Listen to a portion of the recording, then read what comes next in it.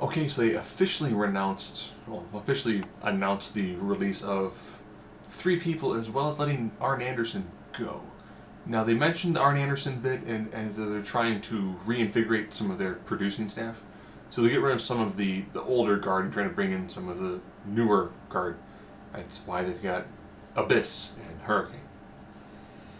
So with Arn Anderson, it was probably more of an amicable thing. He's 60. He probably might not want to travel as much anymore. So it was probably one of those, we're going a different direction. No hard feelings, sort of things. But Hideo Itami finally officially got released. He asked for it, and they've kind of like, but didn't do anything official. So let's talk about Itami real quick. When he was signed to NXT, he was the biggest signing at that time. To put in a level of retrospect, he predates Finn Balor's time there. His feud with the Ascension was what brought in Finn Balor, which brought in the Demon. He had an injury, shoulder injury. That's why he's got the massive scar. His comeback from injury took a very, very, very, very long time, to the point that when they did the who hurt, who injured Hideo Itami angle, by the time he came back, everyone who was there in the parking lot had left to go to the main roster, pretty much.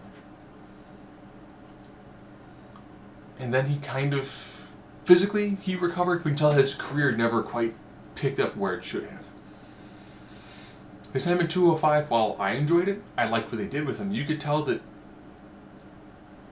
when he showed up, he was the biggest deal. By the time he was fully and finally healthy to run with stuff, the landscape had changed drastically. So again, he's going to fall into that category of there was so much potential there, it's entirely unrealized. Then we Ty Dillinger, who asked for his release. Don't weep for Ty Dillinger. I believe he recently got engaged to Peyton Royce, so don't weep for the man. It is because I think he was in the Triple H Workout DVD, as well as Jason Jordan with like the poofier hair. Ty Dillinger, good mid-card guy. It seems bad to say that, but he's a guy where if SmackDown were to have an actual working U.S. title feud, he's the guy you could see being the U.S. title hunt. He's the guy that you could see in the Intercontinental title hunt. He's the guy you could see being someone where he beats some of the lower heels. Again, this is why you need the more stratification setup. You could see him beating some of the lower heels. You could see him being a guy that you put up-and-coming heels in the ring with. And when a heel loses their big match, he's the guy that you could have him get their heat back through. The tag team got over huge. Royal Rumble spot's probably going to be the highlight of his WWE career. He tried to do a lot of tag team work in NXT. He could be a lot more on the main roster. I know he had a couple of small injuries here and there that just seemed to kind of just put him in catering. Good friends with Cody Rhodes. Do I think he'll go to AEW? Probably not right away. I could see him planning to scratch someplace else, just to get better, get some more indie cred under his belt, I'll say, and really fully hone what it is that he's doing, and then probably make a run at either an AEW. I don't picture him going to Japan just because of their schedule. Maybe a Ring of Honor. Now with Itami, yeah, he's going to go back to New Japan. Or Noah. He's definitely going to go just back to Japan, and he's going to work there. It's the best place for him. And then, finally, TJP. TJ Perkins, who was the inaugural Cruiserweight Classic winner and the first champion. I found his initial run as the geeky babyface to be annoying, but it worked well enough. It got him on the TV. It made him a babyface. His moveset's pretty good. I thought he was very technically proficient. And again, he was someone who he got an injury. 205 Live got revamped.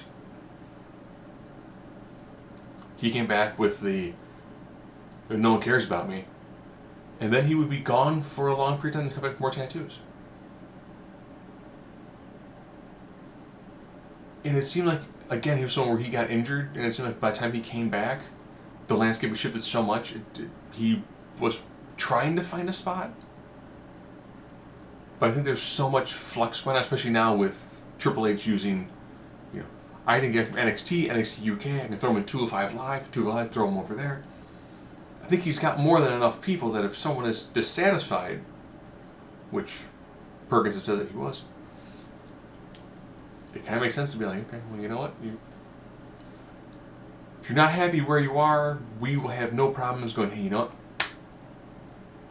We'll let you go. You want to work someplace else? Go work someplace else. Again, I think he had a lot of great potential, and you can tell that from his Cruiserweight Championship work, from the way they brought him in, making him this big star relatively early. Don't know if that went to his head and he had backstage problems. He might have. He did seem like someone who could rub somebody the wrong way, and he got let go. Could he make his way into an AEW? I think AEW is very, very much currently trying to make their identity. They don't want to be like, oh, you left the E, you've got name value, come over here. That's what really hurt TNA for a long time. TNA had homegrown talent, and then they brought in people with some marquee value, and then stopped doing anything with their homegrown talent. So for someone like Ty Dillinger, unrealized potential. Hideo Itami, injuries just entirely ruined what could have been this amazing run. It still sucks we never got to see him take on Daniel Bryan. Maybe we will see him take on Daniel Bryan someplace else. I remember watching them have a Ring of Honor match that went like an hour.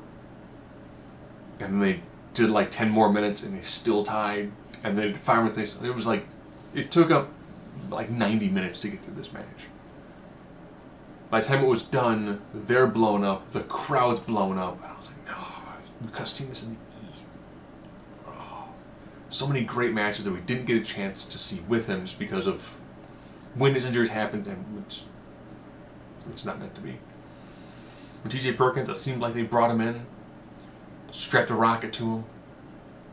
During the time when no one cared about 205 Live, he had some injuries, came back when the landscape was shifted. Now it's entirely shifted. It's probably one of the better shows consistently on the network. And they've got a plethora of talent that they can pull from to do NXT, NXT UK, and 205 Live. So if someone is unhappy and complaining, yeah, it makes sense to be like, okay, you know what? A little leaven leavens the whole bunch.